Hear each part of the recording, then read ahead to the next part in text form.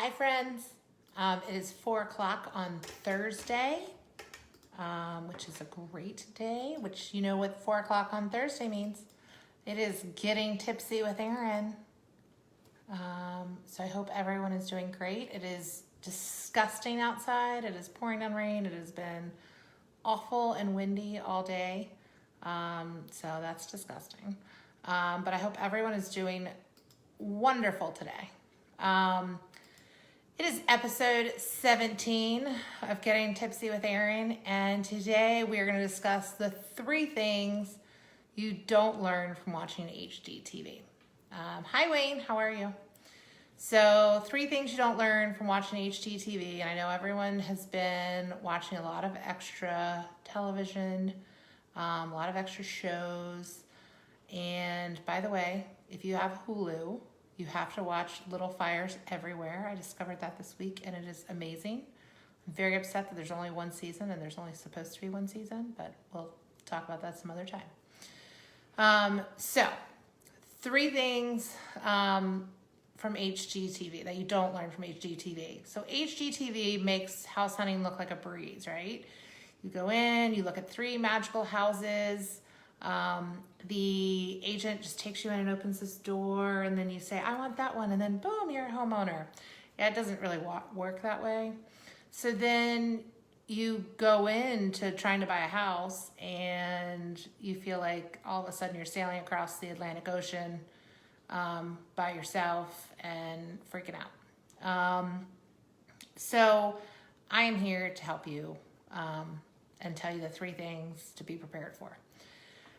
So because you want to be prepared, hi Mom, you want to be prepared because you are making the biggest purchase of your life, and you should do it with confidence. Hi Bill, how are you? So comment below with a wave or a thumbs up if it is 4 o'clock. So if you are having a beverage on this Thursday, rainy Thursday, you can comment with an emoji of what you're drinking, and I will cheers you to that. So the number 1 thing about buying a home, about house hunting that you don't learn is you have a team. Hi Kim, HGTV doesn't show you that the home buyer has a home buying team. You just think there's that one person that opens the door, and then all of a sudden you have a house.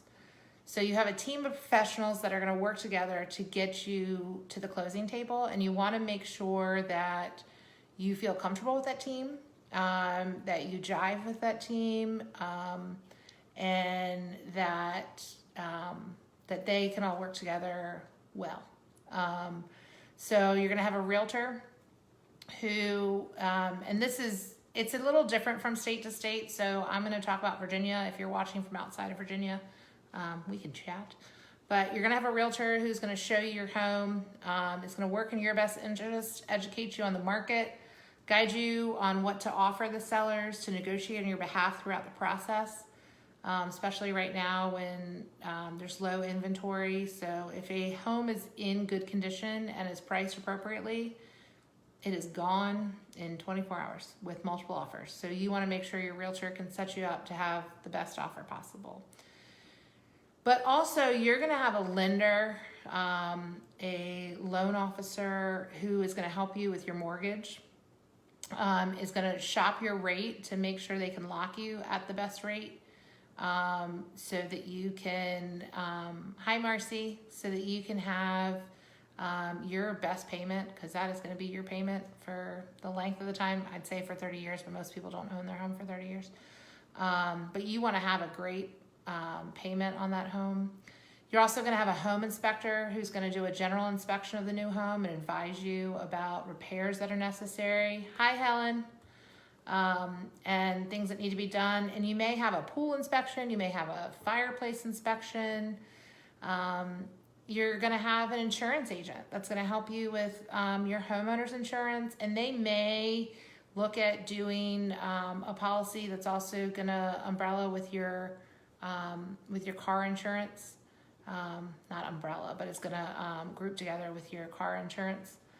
And then you're also going to have a settlement agent, which can be a real estate attorney or a title company.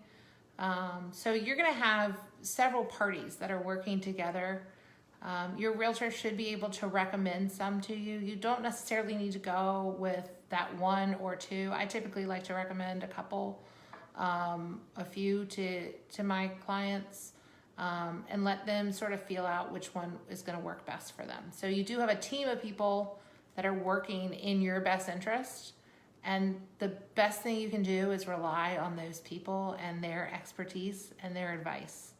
These are people that this is what they do every day. And think about whatever it is you do every day, and the things you learn time in and time out from doing what you do. You would want to be the expert in that. And you would want someone to rely on you when it came time for them to do it. So rely on those people to help you. Number 2, and this is my soapbox, Zillow isn't all it's cracked up to be. I know everyone loves Zillow. Zillow is amazing. Zillow is great. Zillow is awful. So buyers like to use Zillow because it's pretty and it's easy to use and it's got a map function that everybody loves. Zillow is not a reliable source of information when it comes to gathering accurate real estate information. And the reason why is because it is pulling data from all of the MLSs across the country, and it doesn't necessarily pull it across from field to field accurately. So it's not pulling information accurately, as well as the tax information accurately. The other problem is every MLS has a different way of explaining their timelines. So in our MLS, a property remains active even after it's gone under contract when it's still contingent, meaning it's gone under contract, but it's contingent on the home inspection.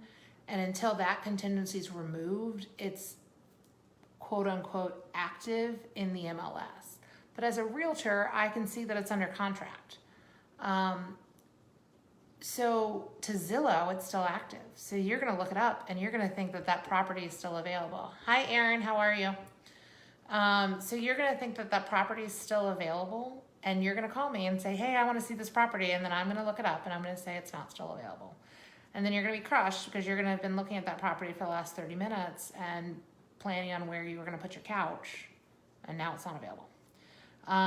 It also can't help you figure out, your interest rate, the cost of your homeowner's insurance, what type of loan program you're using. A lot of times it has the wrong schools involved.